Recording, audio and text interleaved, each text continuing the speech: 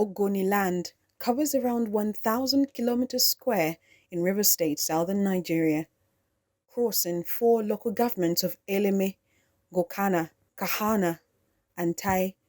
Oil production began in Ogoni land in the late 1950s, but since the year 1993, oil exploration ceased in Ogoni land, but people still feel the impact.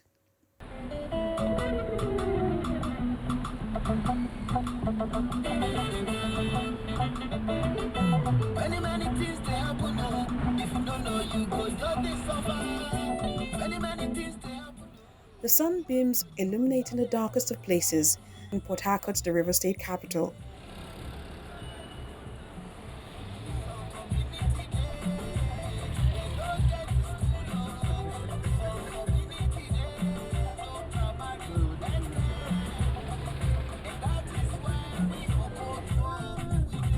But what about the people who need to breathe fresh air and have some ray of hope in their lives?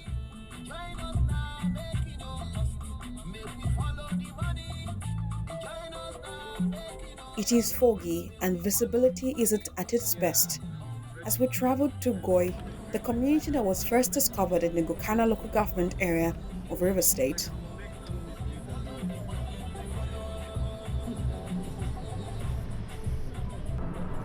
A signpost stands at the entrance of Gokana to welcome you into the local government.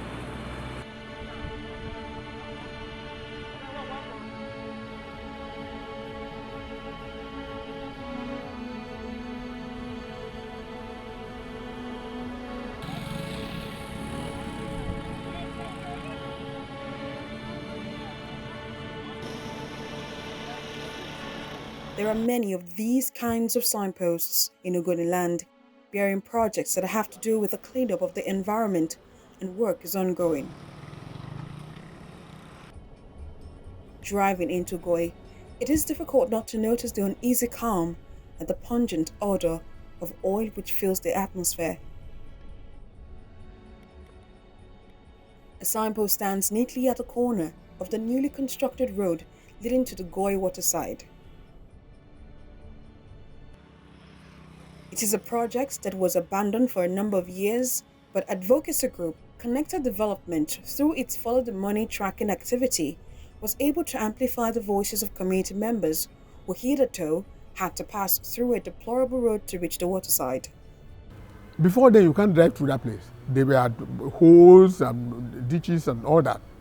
You know, the land is not level. So rain falls and the whole place is flooded. And people have to now go through, because that water side, they also go across to the other side. After that river, they normally go across when the tide ebbs to go to farm behind there. Now the road is better. People can drive motorcycle, park there and go across. That's the advantage we have gotten from associating with people like we could. And we need more. Perhaps this is one of the success stories that comes out from Goi, and it is for this reason that community members who are scattered across neighboring communities are gathered at the town hall to discuss and chart the way forward with connected development.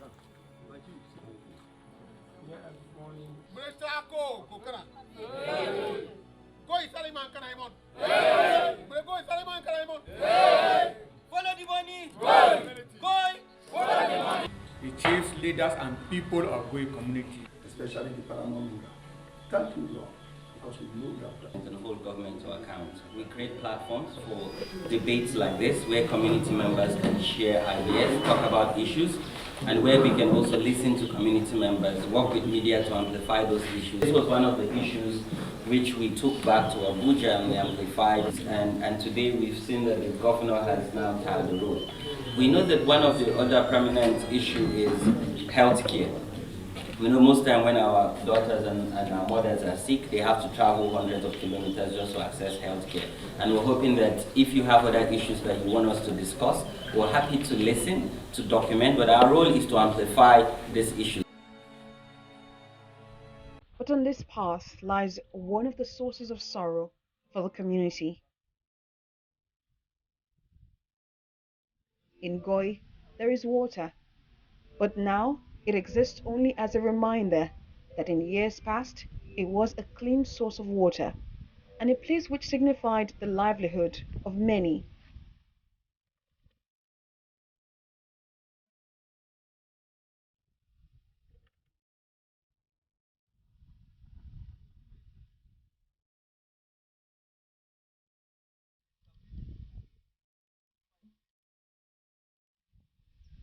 The reality sinks in when you discover that along with farming, fishing is one of the major occupations of Goi people.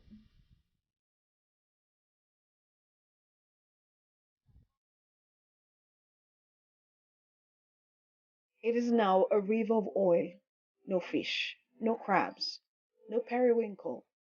If by chance any is caught here, there will be traces of oil. The devastation, the oil spill, and the attendant effects on the lives of those who call this place home.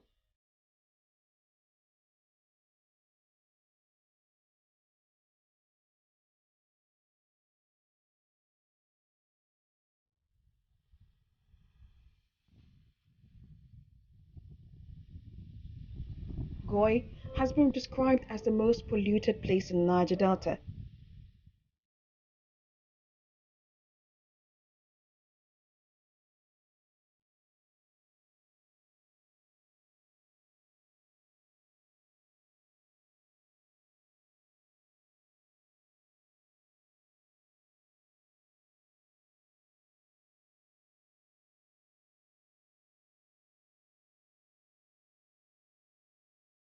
It is now a shadow of itself. We've just been here a couple of minutes and my throat feels itchy. That's to show you the concentration of oil in this area. The place is deserted, the oil spill is affected, fishery, farming, and everyone around has decided to go to a safe place.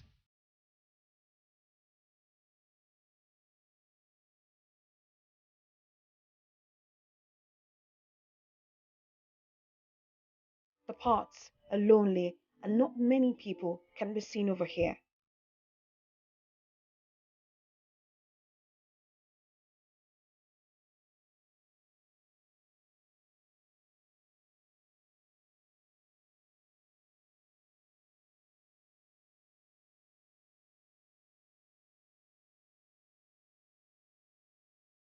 Goi community is now desolate with houses empty and abandoned, while its indigents have left their ancestral homes to Port Harcourt and other neighboring communities.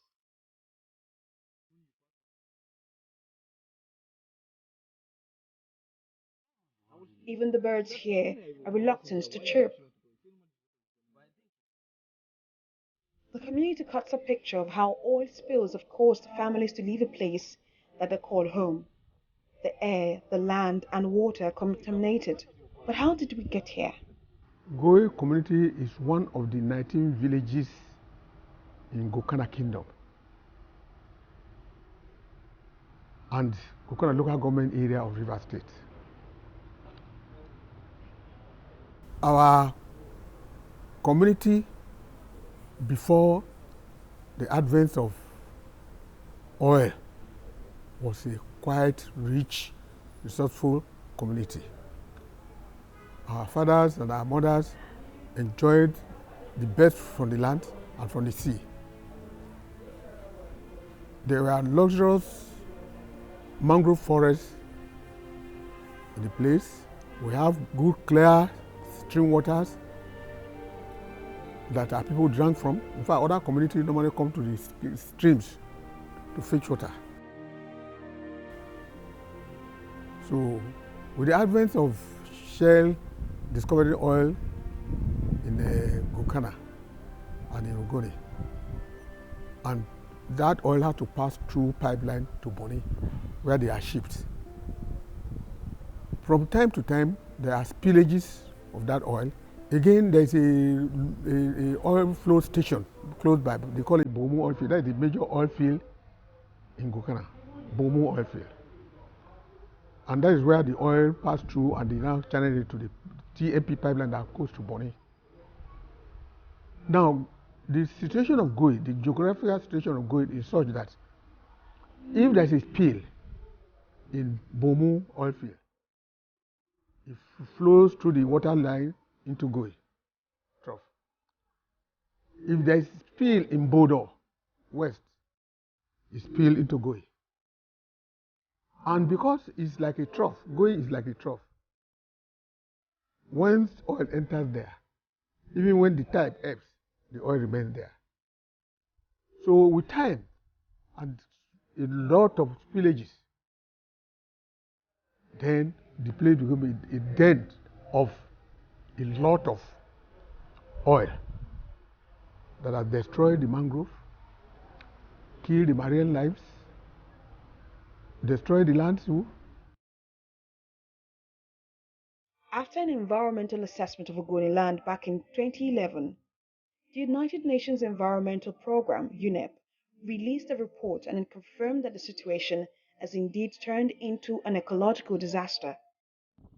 With a lot of optimism, it concluded that the environmental restoration of the area was possible, but could take 25 to 30 years to complete if cleanup began immediately.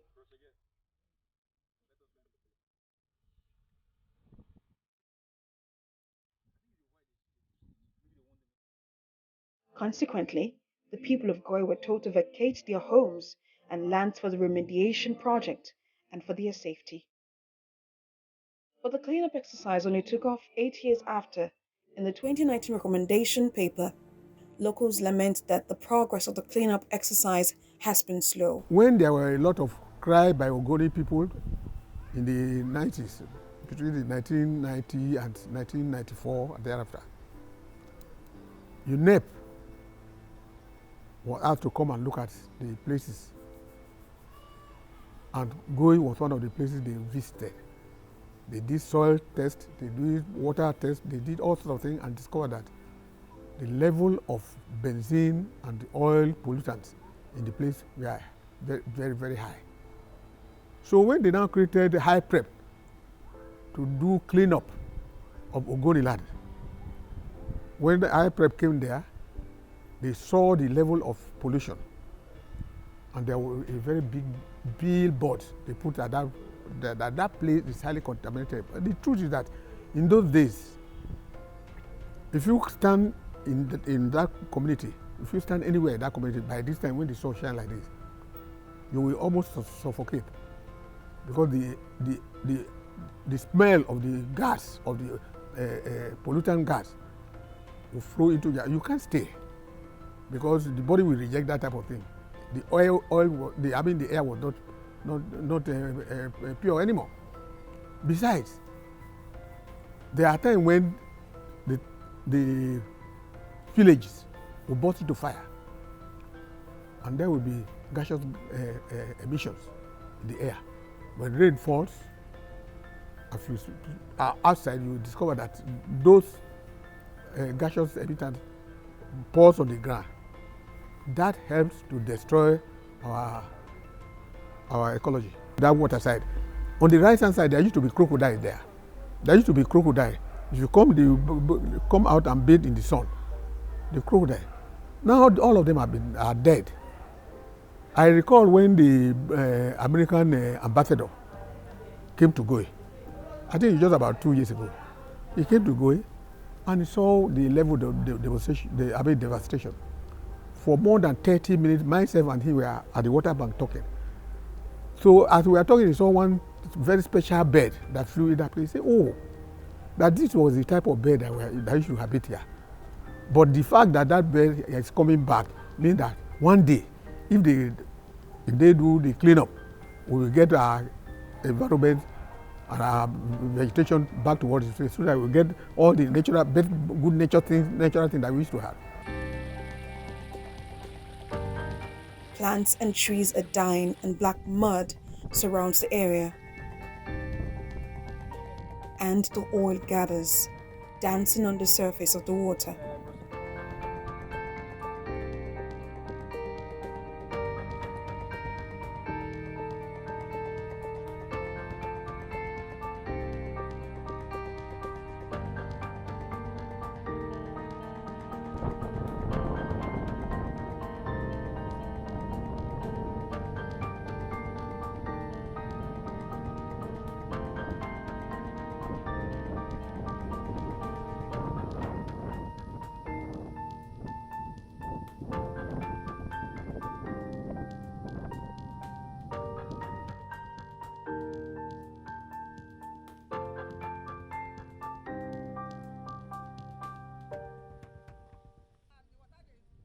On this day, we met 65-year-old Janet, who is so determined in her quest to get to the other side of the river.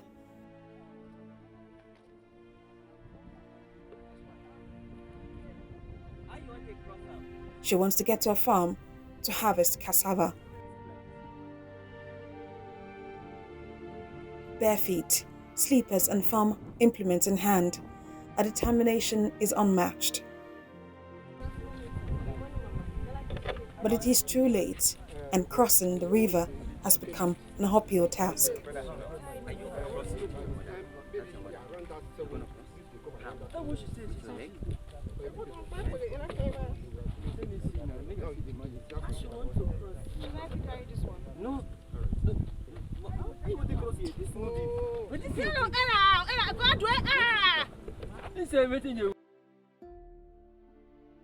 It get season where we dey go farm this side. It get season where we not dey go this side, we dey go the other place. Now so, you know, all this place, Ingara been there, fish been there, everything, but now, Isam been there, nothing there again. I get farm inside this, we go cross this water, go inside our farm. And all this oil don't spoil all things where we plant. We don't get anything again. As you see me now, I'm hungry. What make me I go say I will go find small cassava. If you reach my farm, this oil don't spoil all my farm finish. So we want you people to help us how we go manage cross this water and how we go manage this oil not dey here again. This one where you know if you cross this morning, waiting be the alternative when you go do that. I don't know. Now I'm at the cry. You see as I dey suffer, walk up and down. How I will manage cross, go do the cassava. Now I will go back and no food for my house. If the time when water come down, we go fit cross some pass. And this oil they worry us for our leg as we dey pass. Now so they spoil all our wrapper. You see as I come out my wrapper. Right at the spot, we met this man fetching some of the contaminated water from the river into small bottles, which he says are for health purposes. You know this commission?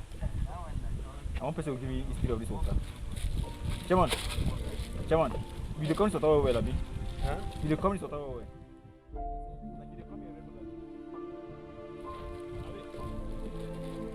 Okay.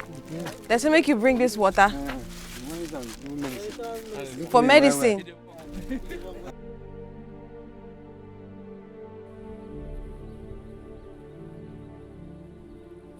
Harvests have dipped sharply on the once fertile land, and farmers are just managing to get by.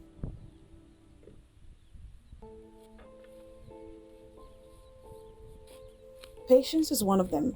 She's still in the soil, but she does it with mixed feelings, confused on whether labor on this farm will yield a bountiful harvest or not. She came from Bodo with her sister. Before, where the time where this oil never come out like this, when we plant all these things, the thing go they good. But this one where we just dey plant like this, nothing. See all this cocoa yeah where I plant safe. See as where the oil don't they start to enter, it don't they start to spoil. If you not put fertilizer, you know get anything, this thing where they here, no benefit for this thing where they do. Now only glass now they see here. I want government say make help me to come on, clean all this the oil, make them clean am, bring money where we will fit do this thing so that when you plant something, we go get benefits. This thing where we dey plant like this, we dey sell. My children with me we dey eat, but now where we now get something where we dey plant like this, we not get something to eat again. So we want say make government help us so that we go anything where we plant, we go fit eat them. So we dey beg government to make it help us bring something for us here. 79-year-old Monday Baribo is a retired deputy superintendent of police. He has since moved to another place, away from his ancestral home. He wants the government to put a plan in place for the provision of basic amenities for the people of Goi. Goi was a village, very big village. The first existing community in the whole Gokana. Then, By the time I joined the Nigeria Police Force in 1973, we were still in Ogoni.